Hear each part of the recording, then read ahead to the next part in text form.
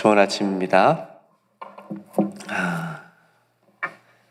오늘 또 투게더 말씀을 함께 인사하겠습니다. 두 사람이 땅에서 합심하여 무엇이든지 구하면 하늘에 계신 내 아버지께서 그들을 위하여 이루게 하시리라. 두세 사람이 내 이름으로 모인 곳에는 나도 그들 중에 있느니라. 아멘. 오늘이 벌써 그 새해가 온 지 3일째. 작심 3일. 그러니까 오늘 고비를 잘 넘기시고, 어떤 분들은 그렇게 포기할 줄 아니까 아예 새해 계획도 안 세운 분들도 많은데, 여러분들 어떤 계획을 새해 세우셨는지요?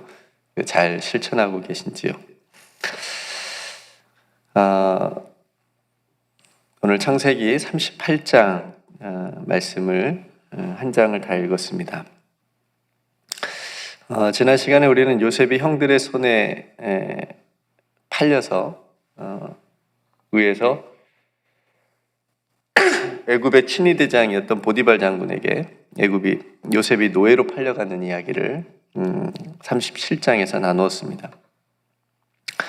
하나님의 보이지 않는 손이 요셉을 지켜주고 붙들고 있음을 우리는 믿음의 눈으로 또 바라보자라는 말씀을 어제 나누었고요. 오늘 38장은 요셉의 이야기를 하다가 뜬금없이 요셉을 노예로 팔자고 했던 유다에 관한 이야기가 나옵니다. 그리고 다시 39장에 보면 이제 요셉 이야기가 계속 이어지고 있고요. 그러니까 38장은 순서에 없는 것이 자연스러워 보이기까지 합니다. 그냥 이야기를 없어도 37장에서 39장으로 그냥 요셉의 이야기가 자연스럽게 이어지니까 그렇게 보이긴 합니다. 근데 왜 창세기 저자는 이렇게 38장을 여기에 놓았을까요? 유다 이야기를 갑자기 껴놓았을까요?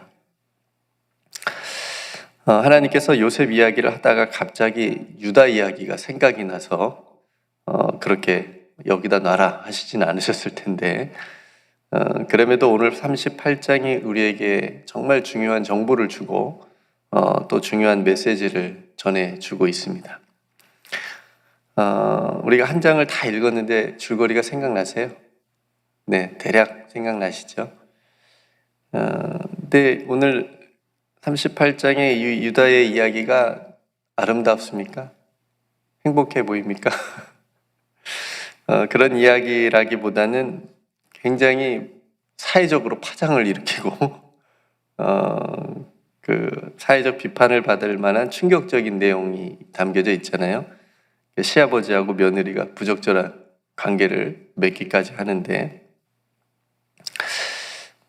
오늘 이야기는 잠깐 줄거리를 보면 유다가 독립을 잠깐 했는지 모르겠지만, 그때 이제 일어난 일이었는지 모르겠지만 다른 형제들을 떠납니다.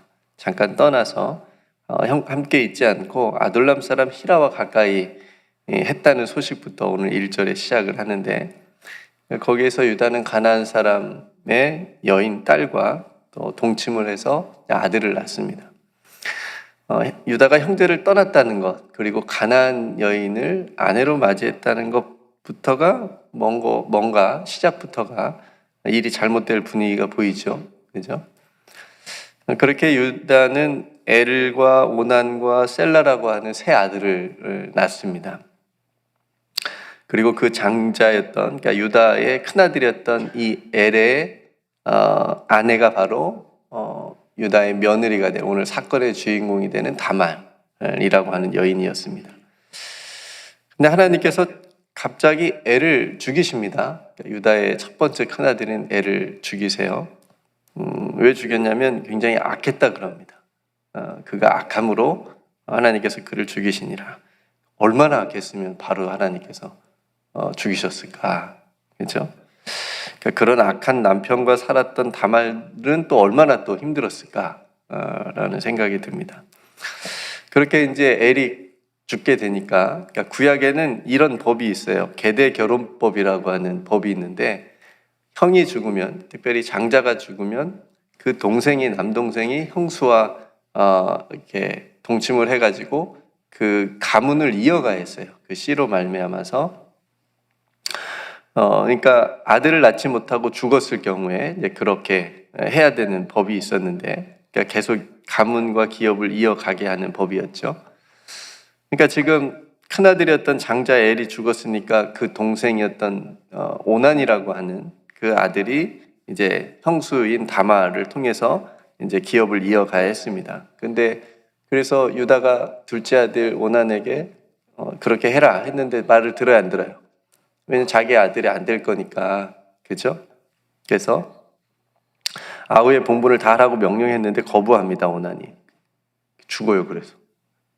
그게 하나님 보시기에 악한 일이었다고 하셔서 오난도 죽습니다. 유다는 두려워졌습니다. 이제 아들이 몇 명 남았어요? 한 명 남았어요. 그죠? 3명의 아들이었는데 2명은 이제 죽게 되고 세라라고 하는 아들만 남았습니다. 졸지에 아들 2이나 잃어버렸는데, 다행히 이 막내 아들 셀라가 어립니다. 다행히 어려서 이 다말이라고 하는 형수에게 바로 들여보내지를 못하는 상태여서 이 막내 아들 셀라도 죽을까 두려워가지고 다말에게 얘기합니다. 이 막내 아들이 자랄 때까지, 장성할 때까지 너는 아버지 집에 친정에 가 있어라. 그래서 이제 이렇게 헤어지게 됩니다. 근데 그런 와중에 누가 죽냐면 유다의 아내가 죽어요. 이름은 나오진 않지만 성경에 유다의 아내가 죽게 되고, 그러니까 시간이 지나서 막내 아들 셀라도 이제 크게 됩니다. 장성하게 돼요. 근데 유다가 이 막내 아들 셀라를 며느리 다말에게 줘요, 안 줘요? 안 보냅니다. 보내질 않아요. 그러니까 이 다말이 자기에게 셀라를 주지 않는 것을 보고 시아버지인 유다를 만나려고 딥나로 가는 거예요. 거기서 이제 역사가, 잘못된 역사가 우리가 생각되는 그런 일이 일어납니다. 다말이 입고 있어야 될 과부의 옷을 벗습니다. 그러니까 그 당시에는 과부가 되면 과부의 옷이 따로 있었나 봐요. 그러니까 그거를 벗고 얼굴을 가리고 유다를 만나려고, 시아버지를 만나려고 기다리고 있는데 시아버지가 외로웠나 봐요. 며느리인 것을 알아보지 못하고 몸을 파는 여인으로 생각하고 동침을 합니다. 다말하고. 네. 근데 공짜가 아니에요. 뭔가 또 줘야 돼. 대가를 줘야 되는데 뭘 주겠습니까? 다말이 시아버지 유다에게 물어보니까 내가 새끼 염소를 너에게 주겠다. 그러면 그거를 주기까지 나에게 뭐 담보물을 주세요. 그러니까 유다가 3가지를 주잖아요. 자신이 가지고 있던 도장, 그 다음에 끈하고 지팡이. 이 3가지를 며느리 다말에게 주고 이제 그렇게 동침을 합니다. 그러니까 그런 일이 다 일어난 후에 나중에 이제 유다가 정말 새끼 염소를 다말에게 주고 자신이 맡겼던 담보물을 찾아하려고 다말을 찾았는데 있어요, 없어요? 다말이 없어요. 이미 그곳에 떠나는 상태였습니다. 그런 다음에 3달쯤 지났을 때 어떤 사람이 유다에게 와가지고 한 가지 소식을 전하는데, 당신의 며느리가 행음을 해가지고 임신했다 라고 하는 소식을 유다에게 전해줍니다. 유다가 화가 엄청나죠. 그렇죠? 분명히 내 며느리는 과부인데 어디서 임신해 와가지고 저렇게 우리 가문에 욕을 보이는지 화가 끝까지 나가지고 당장 끌어내서 불살르라, 그러니까 죽이라고 이렇게 얘기를 합니다. 다말은 끌려 나오면서 자신과 행음한 사람, 그러니까 자신이 임신한 아기의 아버지가 누군지를 얘기하면서 이게 내가 가지고 있는 이것의 주인이 이 아버지다라고 하면서 보여주는 게 뭐예요? 유다 거예요, 유다 거. 유다가 줬던, 담보물로 줬던 도장과 끈과 지팡이를 보여줍니다. 유다가 그거 보고 얼마나 놀랐을까요? 그죠? 자신이 3달 전에 동침한 여인이 바로 자신의 며느리 다말이었던 거예요. 이렇게 되리라고 꿈에도 생각했을까요? 그러니까 유다가 이제 그걸 알아보고 다말을 향해서 네가 나보다 옳다라고 말하면서 자신의 막내 아들 셀라를 다말에게 주지 않았던 그런 자신의 잘못을 시인하게 됩니다. 그렇게 며느리 다말은 시간이 흘려서 베레스와 세라라고 하는 쌍둥이 자녀를 낳게 되고요. 이게 오늘 이야기의 줄거리입니다. 재밌죠? 성도 여러분, 이 이야기를 우리가 어떻게 이해해야 되죠? 제가 이거 천천히 보면서 힘 있는 사람이, 그러니까 유다죠. 힘 있는 사람이 자신의 잘못을 시인하게 되고 나중에 결국, 그리고 힘없는 사람, 다말이죠. 힘없는 사람, 약자, 자신의 어떤 꾀를 이용해가지고 잘못된 일을 했음에도 불구하고 벌을 받지 않게 되는 그런 한편에 잘 짜여진 교훈이 있는 우화 같지 않나요? 요셉 이야기 중간에 갑자기 등장한 이 유다 이야기가 우리에게 주는 메시지는 뭘까?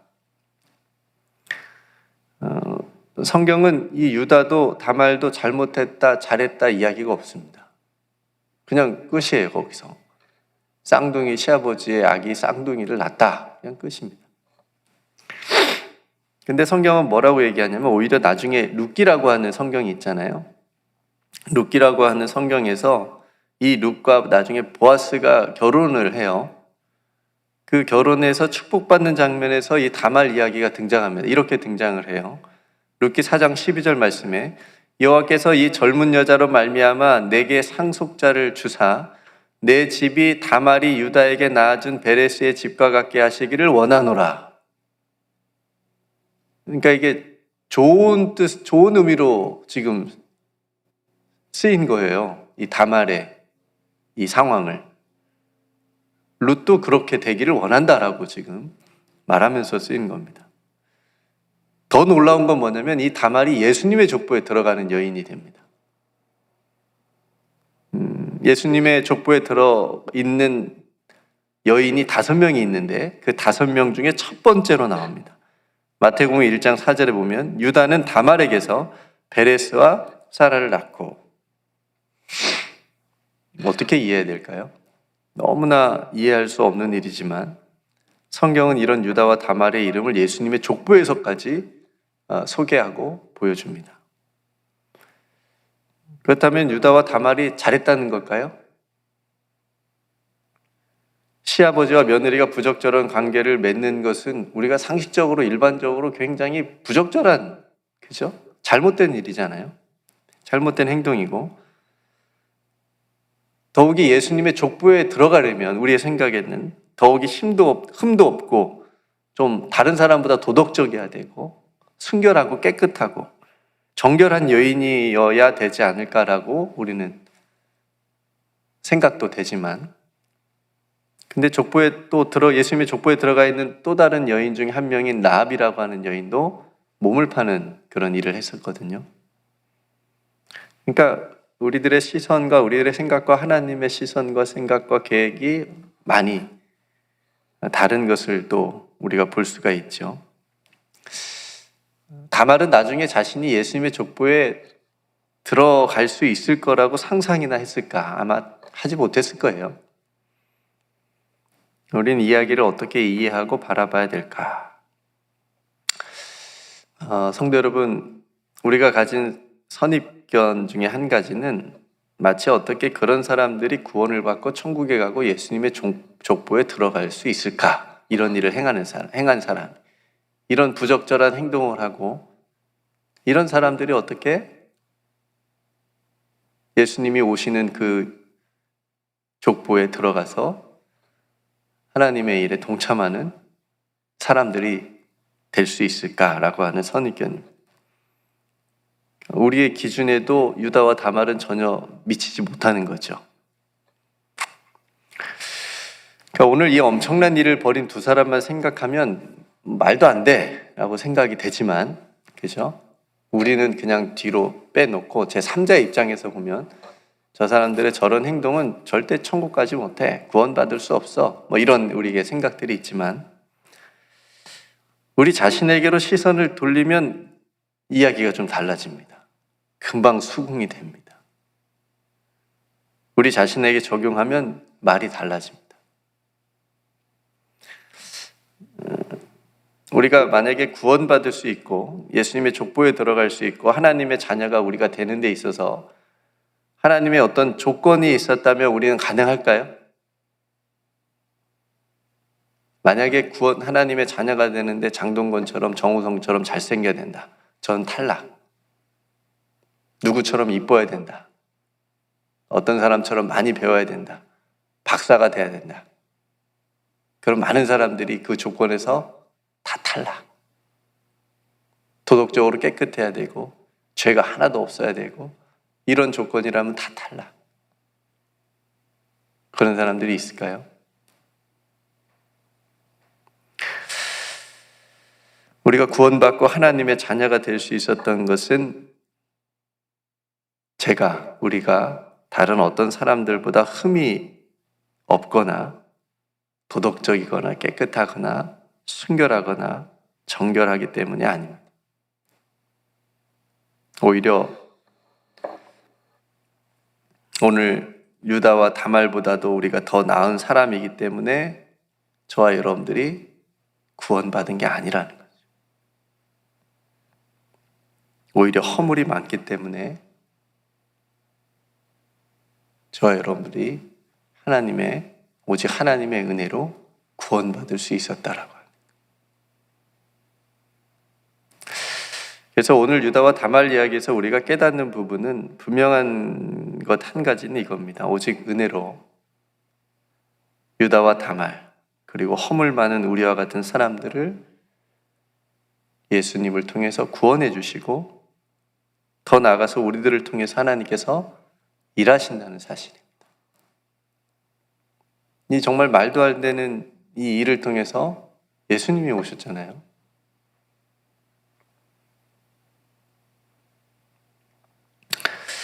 그렇다면 우리는 이렇게 고백할 수밖에 없죠. 우리는 모두 감당할 수 없는 은혜를 받은 사람들이라고 하는 거. 네. 이게 오늘 이 본문이 우리에게 주는 가장 중요한 메시지입니다. 뭘 얘기해 주려고 예수님의 나중에 이 이야기가 죄송합니다. 어르신들인데 이 유다와 다말이 이 이야기가 나중에 예수님의 족보까지 간다라고 하는 것을 말해 주려고 창세기에서 넣었는지는 모르겠지만 우리에게 적용할 부분들은 우리가 모두 유다와 다말 같은 사람들이고 우리도 마찬가지로 하나님의 그래서 긍휼을 입고 하나님의 오직 은혜로 구원을 받을 수 있다라고 하는 사람들, 허물 많고 부족하고 실수 많은 우리들임에도 불구하고 그런 우리들도 하나님께서 구원하시고 긍휼히 여겨주셔서 하나님의 일을 이루어 가시는데 우리들도 사용하신다. 이게 얼마나 감사한 일인가요? 그렇죠? 그래서 오늘 이 분명한 은혜가 이 유다와 다말 이야기에 있으니까 오늘 또 우리도 마찬가지로 이렇게 은혜의 자리에 서 있게 된 거죠. 그걸 깨닫는 겁니다. 오늘 이 감사의 은혜로 오늘 하루를 살아갈 수 있는 저와 여러분들이 되시기를 주님의 이름으로 축복합니다. 그러니까 유다와 다말을 향했던 그 정죄와 비판의 손가락질을 그 손가락을 멈추고 내 자신에게 향해서 돌리면 이게 금방 수긍이 돼요. 이게 은혜구나. 하나님이 손가락을 꺾어주셨구나. 그리고 다시 다른 사람을 향해서 정죄하고 비판하고 그런 손가락을 접을 수밖에 없게 만듭니다. 거기까지 나아가는 것이 오늘 유다와 다말 이야기가 우리에게 주는 중요한 하나님의 메시지인 줄로 믿습니다. 또 그런 은혜로 오늘 또 살아갈 수 있는 저와 여러분들이 되시기를 주님의 이름으로 축복합니다. 함께 기도하겠습니다. 은혜로우신 아버지 하나님, 오늘 갑자기 요셉 이야기를 하다가 등장한 유다의 이야기, 유다와 다말의 이야기를 우리가 함께 이 아침에 나누었습니다. 우리가 상식적으로 일반적으로 생각할 때 정말 말도 안 되는 부적절한 일을 행한 이 두 사람. 그러나 하나님, 이 두 사람의 이런 또 가계도를 통해서 예수님의 족보에 들어가게 되고 예수님께서 이 땅에 오시는데 또 쓰임 받았던 그런 이해할 수 없는 모습들을 우리가 볼 때에 하나님, 저희들도 오직 하나님의 은혜로 저희들의 의나 노력이나 저희들의 삶은 도저히 구원받을 수 없고 하나님의 일을 할 수 없는 그런 사람들임에도 불구하고 흠이 많고 깨끗하지 못하고 죄 많은 저희들을 용서하시고 구원해 주시고 더 나아가서 하나님의 일에 동참할 수 있도록 하나님 저희들을 사용해 주신 것을 감사합니다. 그거를 은혜로 늘 받게 하여 주시고 그 은혜 안에서 오늘 또 살아갈 수 있도록 인도하여 주옵소서. 먼저 우리 자신들에게 항상 하나님의 말씀을 거울처럼 적용하게 하여 주시옵시고, 그리고 다른 사람에게, 이웃들에게 함께 적용할 때에 우리가 함께 하나님의 구원받은 자로 함께 사랑하며 하나님의 나라와 의를 위하여 오늘도 달려갈 수 있는 우리 모두가 되게 하여 주옵소서. 새해를 지나고 3일이 지났습니다. 새해 결심한 하나님의 일을 위한 많은 것들, 계획들 또 주 안에서 끝까지 잘 이루어갈 수 있도록 우리에게 믿음을 주시고 지혜를 주시고 건강을 허락하여 주옵소서. 특별히 사랑하는 김승진 장로님을 붙들어 주시고 속히 회복될 수 있도록 은총을 베풀어 주시옵소서. IT 선교팀을 하나님께서 붙들어 주시고 잘 준비하게 하시고 또 기도해 주는 많은 중보 기도자들 하나님 축복하여 주셔서 그 기도의 힘으로 말미암아 이 선교가 하나님의 뜻대로 되어져 갈 수 있도록 큰 은총을 베풀어 주시옵소서. 오늘 또 우리에게 베풀어 주신 모든 은혜 감사드리며 우리 사랑하는 성도들의 오늘 하루 온종일 살아가는 그 모든 발걸음 가운데 우리 주님께서 동행하여 주실 줄 믿고 감사드리며 우리와 함께하여 주시는 사랑이 많으신 예수님의 이름으로 간절히 기도드리옵나이다. 아멘.